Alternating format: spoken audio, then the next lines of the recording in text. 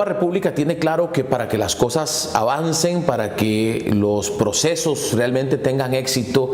en el gobierno y para que podamos generar las condiciones de productividad, de competitividad, para que podamos generar empleo en el país, tenemos que tomarnos de la mano con todos los sectores posibles. Y eso significa no solamente diálogos en la misma estructura que se ha llevado a cabo en diferentes momentos en nuestro país, de mesas de diálogo donde participen varios sectores, sino también y sobre todo tener la posibilidad de sentarnos sector por sector para conocer, tener un buen espacio para conocer las necesidades, las inquietudes, las propuestas y la ruta que pues a estos sectores les gustaría que se lleve desde un gobierno de Nueva República. En otras palabras, los espacios tienen que estar abiertos en Casa Presidencial y más allá de tener puertas abiertas, tenemos que ir donde está la necesidad. Una de las principales cosas que yo le digo a la gente cuando las visitamos en las comunidades y cuando me reúno con los sectores es que no seremos un gobierno que gobierne, valga la redundancia, desde sus oficinas y desde la comodidad de los escritorios, sino que saldremos, iremos donde está la necesidad, iremos donde están las muchísimas preguntas que tienen años sin responderse por parte de los gobiernos. Hoy por hoy, lo que demandan los sectores, lo que demanda la población, lo que demanda la ciudadanía es un gobierno que tenga esa capacidad, que tenga la capacidad de sentarse a dialogar, sentarse a hablar, pero más allá de abrir esos espacios de diálogo, que estos espacios generen soluciones reales y que sean ejecutables, es decir, que vayamos más allá de sentarnos a hablar, sino que de verdad pongamos a accionar las cosas que se hablan en esos espacios de diálogo. Así que para nosotros es claro que un gobierno no puede manejar las cosas tomando decisiones unilateralmente, sino que tiene que ponerse de acuerdo con los sectores para que no pasen, por ejemplo, lo que sucedió en la pandemia, cuando se tomaron decisiones sin consultar con los diferentes sectores que se verían afectados de forma directa.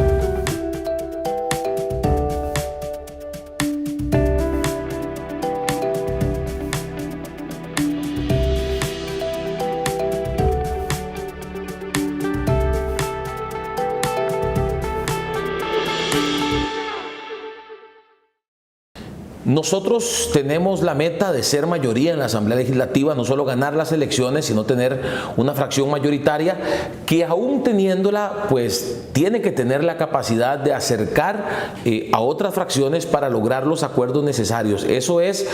algo obligatorio en cualquier circunstancia que lleguemos a gobernar. Pero bueno, si sucediera, como ha pasado en los últimos gobiernos, algo que no estamos contemplando, dicho sea de paso, debo decir que tenemos ya de nuestro lado la experiencia, en el caso particular de este servidor, de haber sido diputado de una fracción unipersonal entre el 2014 y 2018 y haber dirigido espacios de comisiones y haber participado activamente en negociaciones en las cuales hubo que intervenir de forma directa y dirigir negociaciones. También en la actual fracción de Nueva República en la Asamblea Legislativa tuvimos el liderazgo de una comisión importantísima y que trasciende mucho más allá que cualquier otra, diría yo, y es la comisión que nos permitió la adhesión del país a la OCDE. Y pues desde el liderazgo del diputado Jonathan Prendas en esa comisión, siendo una fracción de 6 diputados, pues se logró liderar, se logró avanzar con 14 proyectos de ley, muchos de ellos que tenían 20 años de estar dando vueltas, proyectos de ley que permitieron, repito, la adhesión de Costa Rica a la OCDE. De manera que ya tenemos la experiencia de haber participado siendo minoría en comisiones y en negociaciones que nos permitieron liderar y que nos permitieron llegar a grandes acuerdos. Por eso la capacidad de diálogo tiene que ser muy grande del gobierno, del ministro de la presidencia, de quienes lideren la fracción de Nueva República. Sin embargo, debo decir y reitero, estamos trabajando para no solamente ser gobierno a partir del 8 de mayo del 2022, sino también para tener la fracción mayoritaria de la Asamblea Legislativa. Aspiramos a 20 diputados que empiecen a trabajar el 1 de mayo del año 2022 por todo Costa Rica.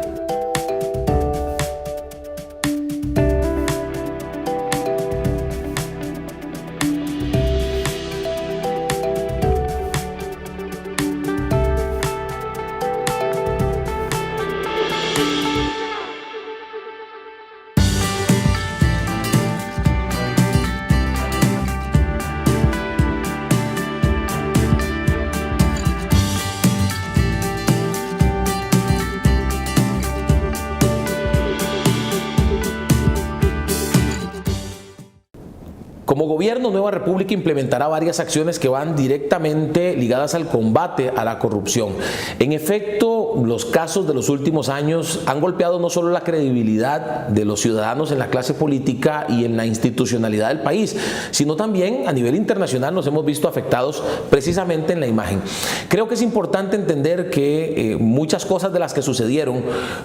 se dieron porque no existían las herramientas en los diferentes procesos de contratación y demás. Y no existían esas herramientas por pura falta de voluntad política, no porque no existan los recursos o porque no existan las posibilidades. Ya vivimos en una era tecnológica, en una era digital, y ya deberíamos estar hablando de un gobierno digital. Ya deberíamos tener un gobierno donde todos los procesos y en todos los procesos quede huella absolutamente de cada uno de los pasos, de cada uno de los documentos entregados, donde no estén los procesos de contratación supeditados a la subjetividad de un funcionario X, ya sea de un mando medio o aún de un jerarca de alguna institución. Es por eso que la dirección que nosotros vamos a tomar es la de digitalizar todos los procesos, digitalizar el gobierno, implementar Hacienda Digital, siendo que Hacienda Digital ya está aprobado y está en este momento frenado por una acción de inconstitucionalidad en la sala. Entonces, la implementación de esas herramientas tecnológicas nos va a permitir, repito, transparentar los procesos, transparentar cada una de las acciones que realiza el gobierno. También, por supuesto, vamos a impulsar todo lo que tiene que ver con que los ciudadanos, con que la prensa, con que en general los costarricenses tengan acceso a cómo se utiliza el dinero de los costarricenses mediante publicaciones en las mismas páginas web de las instituciones. Y por supuesto, el tema de las compras en SICOP, que el 100% de las compras sean a través del sistema de SICOP para que pues no estemos y no volvamos a pasar por las situaciones que hemos pasado en materia de corrupción, entre otras acciones.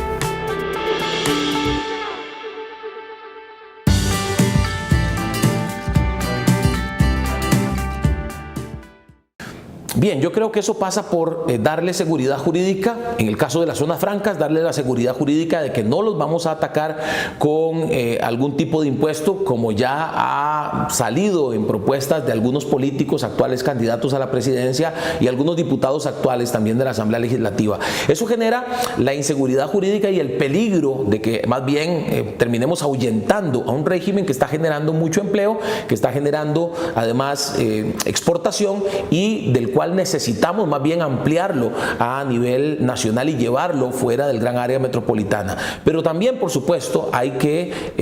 apoyar el sector empresarial en general, y por eso es que nosotros hemos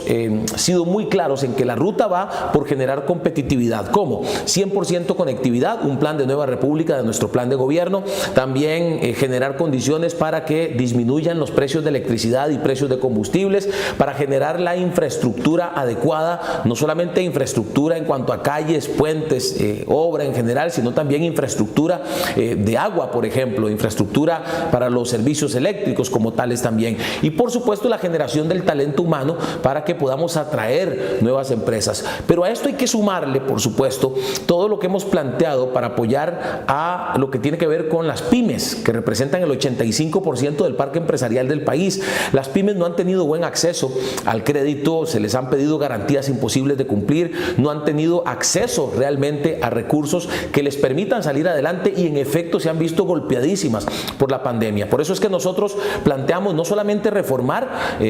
todo lo que tiene que ver con el sistema de banca para el desarrollo, sino utilizar recursos que no se han usado, que están ahí ociosos, para darle un bono a las pymes, y por supuesto el sistema de ventanilla única digital que va a permitir acelerar los procesos para poder abrir una empresa en este país y no tengan que pasar por los engorrosos procesos de trámite que a veces duran meses en este país.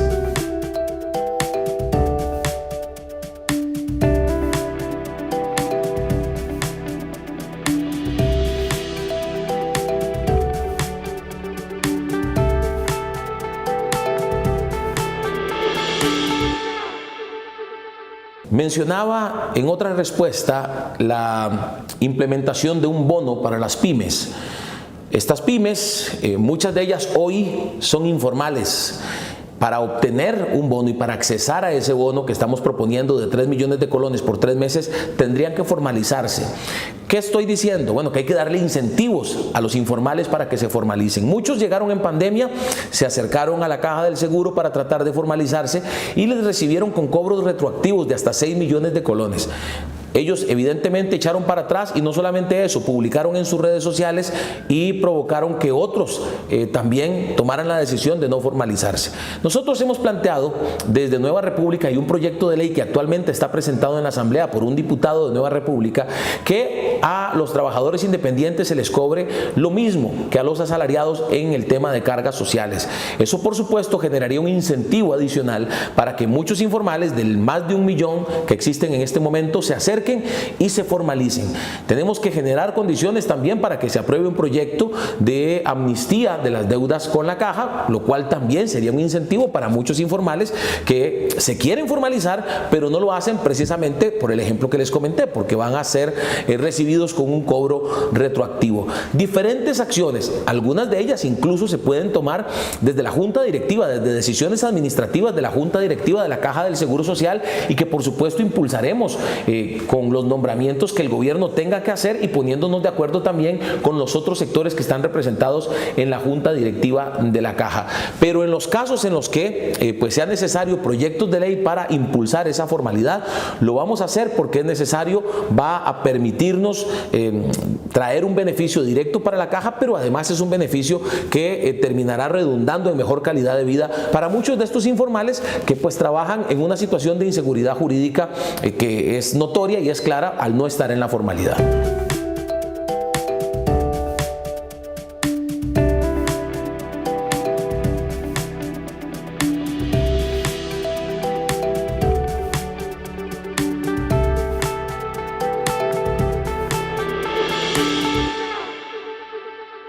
La conectividad es una de las prioridades de Nueva República para el gobierno 2022-2026, una de las 14 acciones que queremos implementar en los primeros 14 meses para generar las condiciones de empleabilidad y sobre todo también para generar las facilidades a un sistema educativo que en este momento está en medio de un apagón. Conectividad 100% o 100% conectividad es el nombre que le hemos puesto en nuestro plan de gobierno al plan para, así como lo dice el nombre, llevar conectividad a todo el país. ¿Se puede hacer? ¿Existen los recursos? Sí existen. En primera instancia, los que hoy existen en Fonatel, sumados a por lo menos 300 millones de dólares que se podrían recaudar a través de la subasta del espectro 5G, una decisión que ya hemos tomado, una ruta en la que definitivamente vamos a caminar porque necesitamos sí o sí generar las condiciones para que no nos vuelva a pasar lo que nos pasó en esta pandemia, que tuvieron que enviar a los estudiantes a sus casas sin condiciones para recibir clases virtuales, sin condiciones siquiera para recibir un modelo híbrido de clases en parte presencial, en parte virtual. Y esto pasa por haber sido, debo decirlo así, perezosos en ese sentido, porque este tema se viene hablando desde hace varias campañas políticas y no se ha caminado en ninguna ruta para llevar conectividad al país. Hay que agregar que en el caso de los estudiantes, en el caso de primaria y secundaria, hay que generar las condiciones para que los estudiantes que no pueden pagar, por ejemplo, en sus casas, reciban dentro de lo que son las ayudas sociales la oportunidad de tener conectividad en sus casas y además las herramientas como tablets y computadoras, y ya estamos trabajando en conseguir las alianzas público-privadas para que esas herramientas, para que esos instrumentos estén en manos de nuestros estudiantes y puedan recibir educación de calidad dentro de una gran reforma educativa que nosotros estamos planteando, que incluye como punto número 1 esa conectividad que nos va a llevar no solamente a tener mejor educación, sino también mejores condiciones para que empresas se instalen fuera del gran área metropolitana.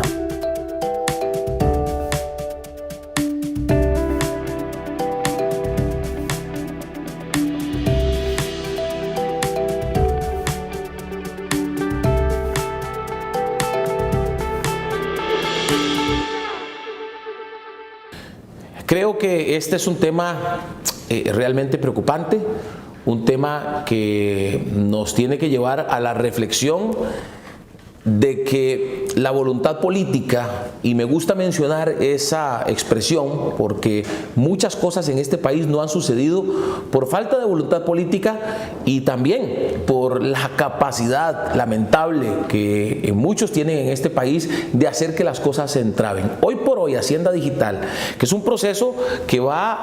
a permitir condensar diferentes sistemas que hoy por hoy el Ministerio de Hacienda tiene y que no se hablan entre sí. Hoy por hoy Hacienda Digital está entravado por una acción de inconstitucionalidad presentada por una persona del equipo de José María Figueres del Partido de Liberación Nacional, que lo presentó a la Sala Constitucional. Eso tiene que avanzar y nosotros tenemos la esperanza de que la Sala Constitucional se pronuncie pronto y permita que este sistema empiece a funcionar, siendo que la digitalización de los procesos, y hemos sido enfáticos en que tenemos que dar el paso de lo análogo hacia lo digital. La digitalización de los procesos nos va a permitir atacar todo lo que tiene que ver con evasión, lo que tiene que ver con elusión, lo que tiene que ver con fraude fiscal. Por supuesto, nosotros ya hemos venido dando pasos en la dirección de ir atacando estos graves problemas y uno de ellos fue precisamente la presentación de un proyecto que debió ser ejecutado sin necesidad de una ley, y es la instalación de los escáneres en puertos, aeropuertos, en fronteras, en aduanas. Escáneres que nos permitirían combatir la evasión y pues cerrar portillos para que entre o para que salga nada de Costa Rica que sea de forma fraudulenta. Este proyecto presentado por Nueva República se aprobó y en el caso de Nueva República sí lo implementaremos en el gobierno, como no se quiso hacer en estos gobiernos a pesar de ofrecimientos de otros países de donar los escáneres y el mantenimiento de los escáneres. Vamos decididamente a atacar este problema en nuestro gobierno.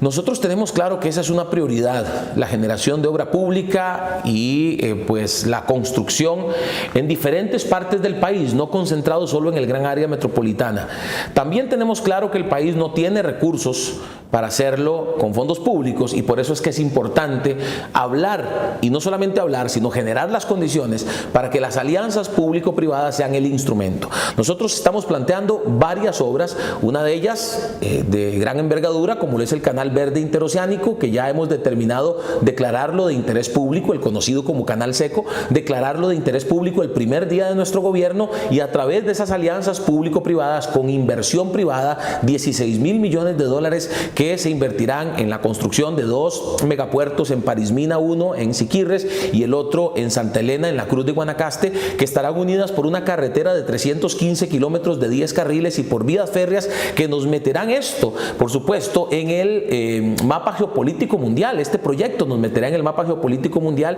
y nos permitirá que por este canal o que a estos megapuertos lleguen barcos que hoy no pasan por el Canal de Panamá porque son de un tamaño que no pueden pasar por el Canal de Panamá. Entonces, en esa línea, proyectos como este, con este tipo de proyectos pretendemos demostrar que vamos decididamente a generar obra de calidad a través de alianzas público-privadas. Hay que sumarle a esto, por supuesto, también la ampliación del aeropuerto de Liberia, el aeropuerto de Limón, que hoy es internacional y no funciona como tal, ampliación del puerto de Caldera, todo esto en alianzas público-privadas y también a través de otros instrumentos. Se ha conversado de la posibilidad de utilizar los recursos de los fondos de pensiones para obra pública, por supuesto, en la parte ya de la construcción para generar seguridad a estos recursos, y también lo que le hemos planteado a la Bolsa Nacional de Valores, fondos de capital de riesgo que se utilicen en obra pública y que pues fue recibida esta propuesta con beneplácito en la Bolsa.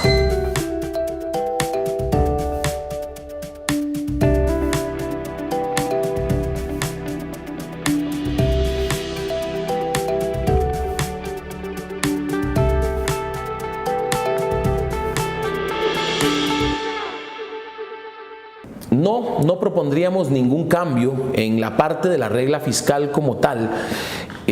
siendo que está claro que es un instrumento que lo que pretende es generar austeridad y que lo que pretende es generar control y orden en las finanzas públicas. Ciertamente hay propuestas, por ejemplo, del sector educación, que nos hemos comprometido a revisar, siendo que pues, también tenemos claridad de que hoy por hoy el tema de educación está pasando por una crisis, por un apagón que requiere una revisión de algo como esto, pero daríamos una mala señal como la que lamentablemente dio este gobierno en varias ocasiones, empezando a sacar instituciones y a sacar ministerios de la aplicación de la regla fiscal. Lo que necesitamos es ordenar las finanzas, lo que necesitamos es los recursos que tenemos, usarlos bien, usarlos, porque en muchos casos ni siquiera se usa. Y bueno, una de las cosas que yo en algún momento, siendo diputado, reclamé y denuncié en varias ocasiones fue precisamente la no utilización de los recursos y los grandes superávits en instituciones que no se aprovechaban y se quedaban ahí engaletados en estas instituciones.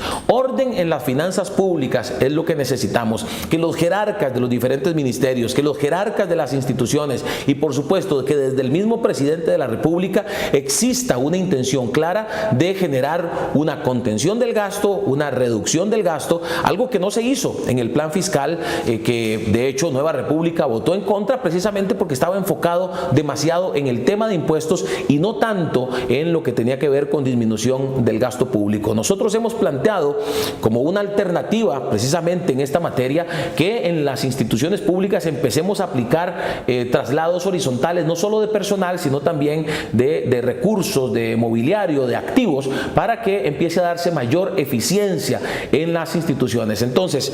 responsabilidad, orden en las finanzas y por supuesto ser más eficientes en la utilización de los recursos que tienen las instituciones.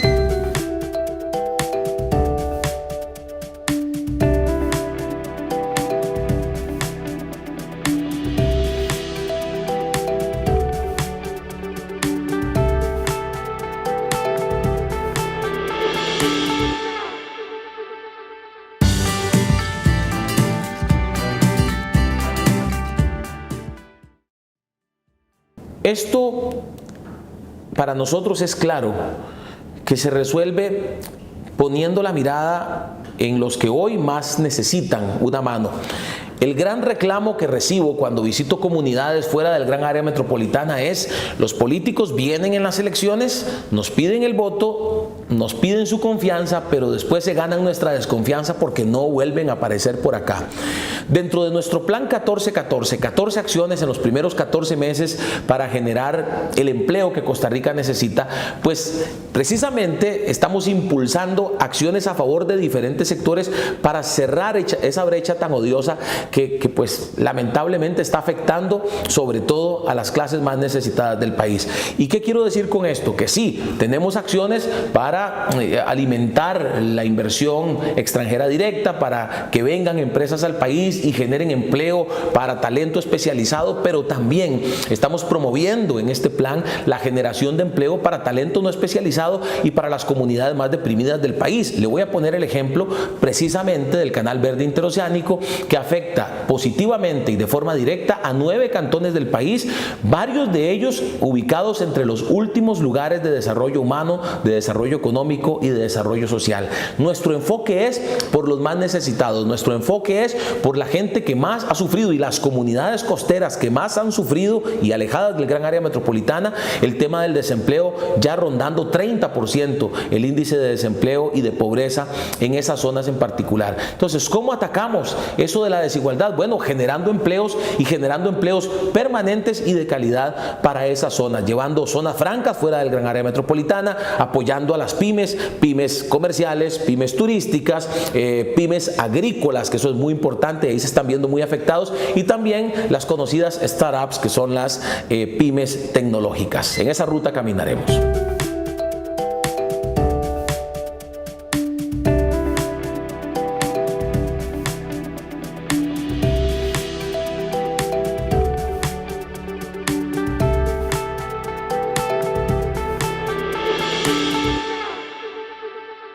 Para Para nosotros el tema de la educación es clave.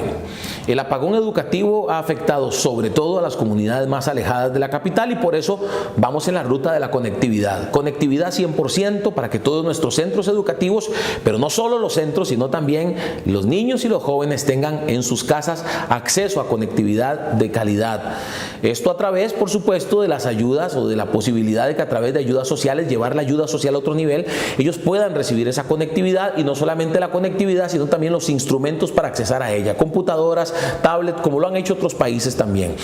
Además, por supuesto, tenemos que llevar la educación a otro nivel y el jerarca de educación y quienes compongan el Consejo Superior de Educación tienen que ser gente que tenga claridad de la urgencia, de la necesidad de atacar una crisis que incluso podríamos considerar una emergencia nacional en este momento. Y por eso es que queremos llevar y necesitamos llevar a nuestros estudiantes, a nuestro sistema en general, a una reforma educativa que hemos denominado la reforma educativa del siglo XXI, que nos prepare, que prepare a nuestros estudiantes para las ocupaciones del siglo XXI y para algunas que aún no existen en este momento. ¿Cómo lo hacemos? La implementación de la metodología STEAM, ciencia, tecnología, ingeniería, artes, matemáticas, que lo que hace es llevar a nuestros estudiantes,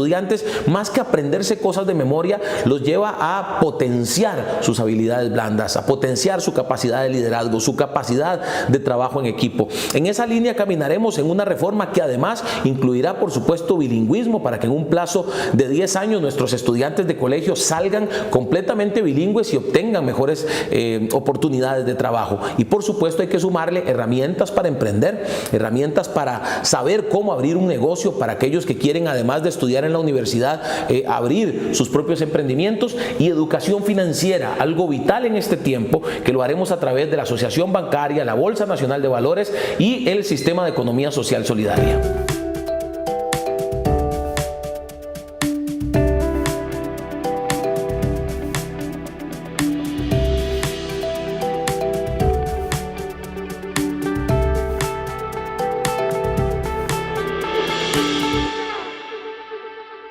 En definitiva, el problema de las listas de espera es un problema que se ha hecho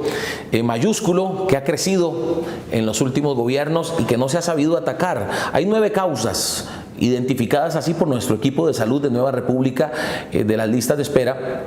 Muchas tienen que ver, sí, o algunas de ellas tienen que ver con infraestructura, por ejemplo, la generación de los EBAIS, donde en este momento no tienen o no existe ese recurso para los vecinos de una población. Pero precisamente en el fortalecimiento de ese primer nivel de atención de los EBAIS está una de las rutas que tenemos que tomar, porque muchas de esas listas de espera, estamos hablando de que tienen que ver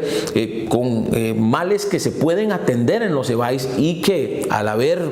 una atención deficiente o no existir un EBAIS en esa comunidad, la gente termina formando parte de una lista de espera en alguno de los centros, de los hospitales de ese tercer nivel de atención. Entonces el primer nivel de atención hay que trabajarlo y fortalecerlo. Las jornadas extraordinarias para atender precisamente esas listas de espera con personal de la caja que estoy seguro está comprometido, con el apoyo, por qué no decirlo también, de la empresa privada en alianzas público-privadas, nunca pensando en privatizar la caja, pero sí pensando en hacer alianzas que nos permitan hacer avanzar estos procesos de una forma rápida. Creemos que sí se puede hacer, creemos que existe el recurso humano, sobre todo un personal que en la pandemia ha demostrado estar comprometido con el país, que ha demostrado tener la capacidad de trabajar extra y darlo todo por la salud de los costarricenses, y estamos seguros que vamos a lograrlos a través de diferentes herramientas, como por ejemplo esta que les mencioné de las jornadas extraordinarias. Y por supuesto la digitalización de los procesos. Tenemos que ir a eso en todas las instituciones, y la caja es importantísima porque digitalizando estos procesos vamos a identificar, por ejemplo, personas que están en varias listas de espera a la vez. Eso nos va a permitir acelerar, no solo disminuirlas, sino acelerar también la atención de estas personas que están en las listas de espera.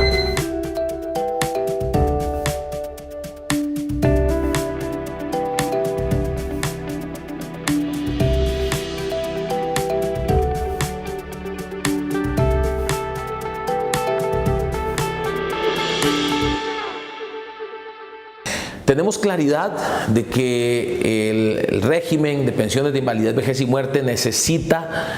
oxígeno, necesita un impulso importante. Y para nosotros, en el análisis que hemos venido haciendo, existen varias líneas de acción para lograr solventar el problema de sostenibilidad que hoy se vislumbra, pues podría alcanzarnos, podría caernos encima en pocos años. Uno de ellos tiene que ver con el tema de atacar la informalidad. Hoy por hoy hay más de 1 millón de personas que están en la informalidad y hay que traerlas a la formalidad de diferentes maneras, y hemos planteado algunas de las posibilidades. Por ejemplo, la amnistía de las deudas de la Caja es un proyecto de ley que está hoy en la Asamblea Legislativa, nosotros lo apoyamos. También impulsamos uno de Nueva República para que los trabajadores independientes reciban o paguen más bien las mismas cargas sociales, los mismos porcentajes de carga social que los asalariados, lo cual se convertiría en un atractivo, en un incentivo para que muchos informales vengan a la formalidad. Eso traería muchos más recursos de los que se dejan de percibir, bajando el porcentaje a los trabajadores independientes. Bajando ese porcentaje, pues ciertamente se dejan de percibir algunos, pero vienen otros a través de por lo menos 600,000 informales que calculamos vendrían a ponerse en regla. Entonces eso es muy importante, y eso hay que trabajarlo desde el primer día de nuestro gobierno, y así lo queremos hacer, porque más allá de la aprobación de un proyecto de ley se pueden hacer varias de estas acciones directamente desde decisiones administrativas en la junta directiva. Y por supuesto también estamos planteando que se establezca con claridad, porque falta claridad en ese sentido, de cuál es la deuda que el Estado tiene con la Caja, para generar las herramientas para pagar esa deuda. Una de ellas, la titularización para la exploración y aprovechamiento de los recursos naturales, que por ejemplo en otros países se ha utilizado precisamente para apoyar el régimen de pensiones y para apoyar también, en este caso, a la seguridad social.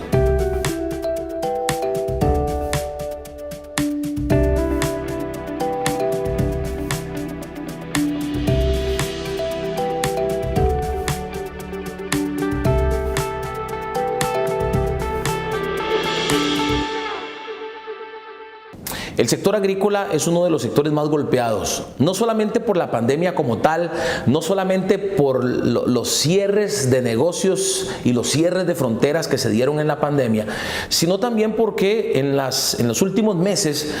ha venido dándose un aumento dramático de los precios de los insumos. Hay algunos que han subido más de un 100%, es decir, se han duplicado y más allá los precios de estos insumos. Otro de los reclamos que ha hecho el sector agrícola es que no se han generado desde el gobierno las condiciones, por ejemplo, para la importación de nuevas moléculas, que son las que permiten una mejor calidad del producto, y esto, pues por supuesto, les afecta también en los costos, les afecta en su productividad y en la posibilidad de vender sus productos a un mejor precio. Todo eso tiene que cambiar, y se cambia con voluntad política, se cambia con acciones específicas para apoyar a los agrícolas, a los agricultores en general, y por supuesto muchos de ellos, la gran mayoría, son pequeñas y medianas empresas. Por eso, dentro de nuestro plan de apoyo a las pymes, por supuesto incluimos a las PYMPAs, a las pequeñas y medianas empresas agrícolas, con el financiamiento a través del bono PYME, con el financiamiento a través de mejores condiciones en banca para el desarrollo, con la posibilidad de una ventanilla única digital que acelere los procesos a su favor, y por supuesto con todo lo que tiene que ver con el acompañamiento para que ellos puedan colocar sus productos en nuevos mercados. Cuando hablamos del ámbito internacional, cuando hablamos de la exportación, nuevos mercados, todavía tenemos un potencial muy grande en muchos países. Hay países donde solamente exportamos el 1 o el 2%, tenemos que crecer en esas naciones de diferentes latitudes, no solo de América, sino también de Asia y de Europa, crecer en la posibilidad de llevar más de nuestros productos, pero también en lo que es el mercado local, repito, apoyando financiamiento y generando las condiciones de acompañamiento para que puedan vender a un mejor precio y para que los costos, no solo de insumos, sino también de transporte, disminuyan para ellos.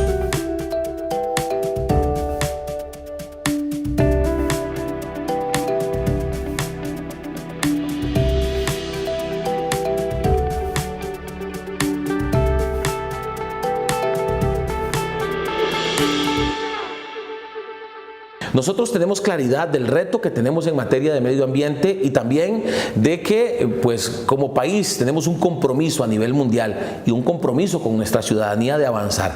Quiero contarles sobre un proyecto que nosotros hemos planteado en nuestro plan de gobierno, que hemos hablado bastante de él, y es el proyecto Transgam, un proyecto que va en la línea de resolver un problema serio de movilidad que tenemos en nuestro país. Tiene que ver con generación de nueva infraestructura, con reordenamiento de las rutas del transporte público, pero que también nos quiere llevar y queremos llevar a Costa Rica a través de este proyecto a una protección directa y a un ataque directo al tema de el medio ambiente, apoyar el medio ambiente a través de la generación de autobuses eléctricos. Es decir, la ruta que nos llevará en algunos años este proyecto es a que tengamos autobuses eléctricos no solo en el gran área metropolitana, sabemos que es una cuestión de años y de tiempo, pero esa es la ruta que queremos transitar para llevar a Costa Rica hacia ello. Por supuesto, también tenemos que darle un apoyo decidido a las reservas naturales y particularmente a las privadas. Hay un 52% de territorio que son reservas naturales y la mitad de estas son reservas privadas que no están recibiendo el apoyo, y en la línea de nuestro pensamiento, en el sentido de que tenemos que trabajar en alianza público-privada, podríamos generar grandes beneficios a nuestro país también en protección del medio ambiente. Incluye también nuestro plan, pues, generar y distribuir los recursos de la manera correcta para que nuestros parques nacionales reciban el mantenimiento, reciban el cuidado, para que, por supuesto, podamos dignificar el trabajo de quienes cuidan esos parques nacionales, y que también a través de ese cuidado podamos generar no solamente una mejor imagen internacional, que es importante, por supuesto, sino también la posibilidad de una atracción turística importante. Y creo que el mayor ejemplo de eso, o uno de los mayores ejemplos, es el Parque Nacional Manuel Antonio, que necesita más recursos a pesar de los que ya recibe para la cantidad de personas que le visitan de todo el mundo.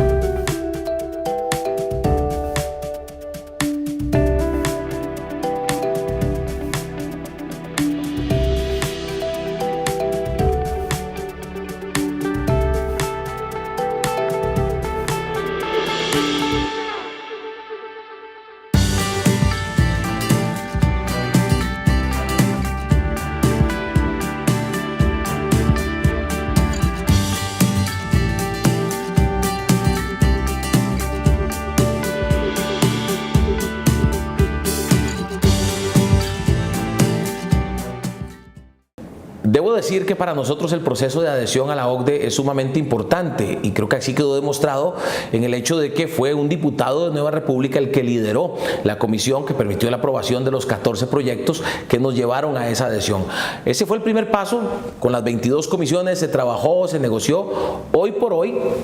otros países que no están en la OCDE ven a Costa Rica como un ejemplo de cómo se debe trabajar. En la misma OCDE reconocen que hay proyectos, por ejemplo, que tenían 20 años de estar dando vueltas y se aprobaron en el lapso de 3 años que esta comisión trabajó. Eso lo digo para demostrar la importancia para nosotros de este convenio, de esta adhesión, y nosotros en esa misma línea vamos a trabajar en un gobierno de Nueva República para atender las recomendaciones, para avanzar y empezar a subir escaños en aquellas áreas donde nuestro promedio está por debajo del promedio OCDE. Debo decir que en las últimas semanas hemos estado en reuniones y en conversaciones con diferentes sectores, y una de ellas nos llamó mucho la atención porque, siendo las exportaciones algo tan importante para nuestro país y siendo que no estamos en un nivel en el que quizá deberíamos estar, porque hay oportunidades de crecer en varios países y también hay oportunidades de explorar nuevos mercados, aún así nuestro promedio en cuanto a la repercusión de las exportaciones en el Producto Interno Bruto está por encima de la mayoría de los países y está por encima del promedio OCDE. ¿Qué haremos? Caminar en la misma dirección a través de diferentes herramientas como Procomer, como CINDE, a través incluso de nuestros representantes diplomáticos en los diferentes países, pues generaremos las condiciones para crecer no solamente en materia comercial, sino también en todo lo que tiene que ver con turismo, y por qué no decirlo también en la generación de oportunidades para talento costarricense, por ejemplo en las artes, por ejemplo en deporte, para que también convirtamos ese talento en talento de exportación que llegue a todos esos países. Pensamos aprovechar al 100% la oportunidad que se nos ha presentado siendo parte de la OCDE.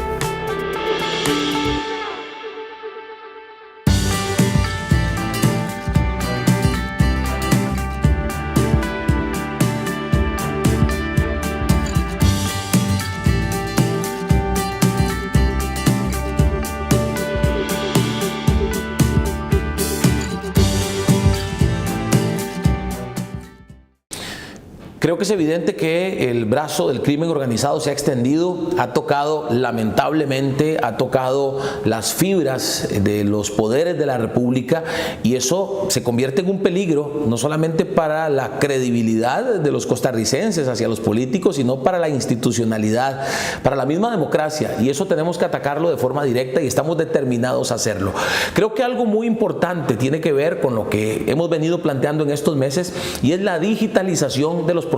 Un gobierno digital es un gobierno que cierra las puertas a la corrupción. La corrupción no solo nos deja pérdidas económicas, no solo encarece, por ejemplo, la construcción de obras de gran tamaño, sino que también nos deja una imagen terrible a nivel internacional. La digitalización de los procesos, la revisión de la legislación que actualmente existe y que podría estar generando portillos para que personas vinculadas a carteles del narcotráfico o a crimen organizado de cualquier tipo tenga relación directa o influencia, peor aún, sobre políticos costarricenses. Esa legislación hay que revisarla y hay que hacer los cambios que haya que hacer, pero también hay que tomar decisiones ejecutivas. A Costa Rica le ofrecieron en estos últimos años varios países la posibilidad de donarles escáner para ubicar en aeropuertos, en fronteras, en puertos, en aduanas, y el gobierno no aprovechó esa oportunidad. Nos ofrecían los escáneres donados y nos ofrecían el mantenimiento de esos escáneres. No se aprovechó la oportunidad.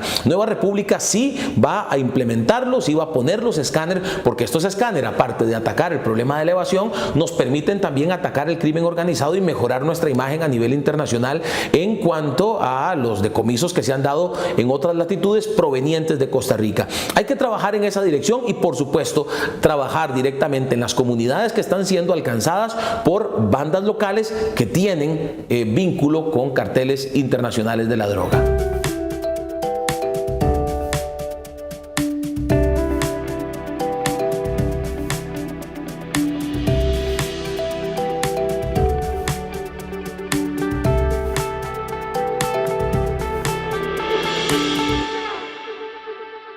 En nuestro país, uno de los grandes errores que se ha cometido es generarle ese sentimiento de inseguridad a la ciudadanía cuando, al tomar decisiones, por ejemplo, de liberación masiva de privados de libertad, no se ha dado el enfoque hacia la víctima, se ha dado el enfoque hacia el delincuente. Y ciertamente creemos y entendemos que la persona que comete un delito también tiene derechos humanos que hay que respetarle, y eso es a través de generar las condiciones para que en las cárceles donde debe cumplir su pena, porque así lo establece la ley, porque así lo estableció un juez, pues tenga las condiciones no solamente de pagar por la pena, sino también de que ahí se trabaje para que cuando salga de prisión tenga la posibilidad de reinsertarse socialmente y de devolverle a la sociedad lo que le ha quitado en algún momento determinado. Hay medidas alternas, por supuesto, que dependen del tipo de delito que se cometió y de la pena que en el Código Penal está establecido, pero en los casos en que tenga que cumplirse con cárcel, debe cumplirse esa pena de cárcel, y ya con los atenuantes que existen, ya estando en prisión para cumplir la mitad de la condena y por buen comportamiento y por estudio y trabajo y todo lo demás, pueden generarse las condiciones para que salgan. Pero ¿qué hacemos con que salgan si no se preparó dentro de esa prisión para reinsertarse socialmente? Eso hay que trabajarlo y eso es importante tenerlo en cuenta. No es solamente hacer más cárceles, que hay que hacerlas, y hay que hacerlas en alianza público-privada, y nosotros vamos a trabajar directamente, y hemos hablado de nuestro enfoque para la creación de infraestructura que incluye, por supuesto, carreteras, pero que también incluye aeropuertos, muelles, que incluye hospitales, escuelas y que incluye también cárceles. Vamos a trabajar en esa dirección, en alianzas público-privadas, con procesos transparentes, con procesos digitales, pero también vamos a trabajar, además de generar condiciones de espacio en las cárceles, vamos a trabajar con lo que tiene que hacerse dentro de la prisión con esos privados de libertad para que cuando salgan convertidos en personas diferentes. Y sí se puede hacer, estamos seguros que sí se puede.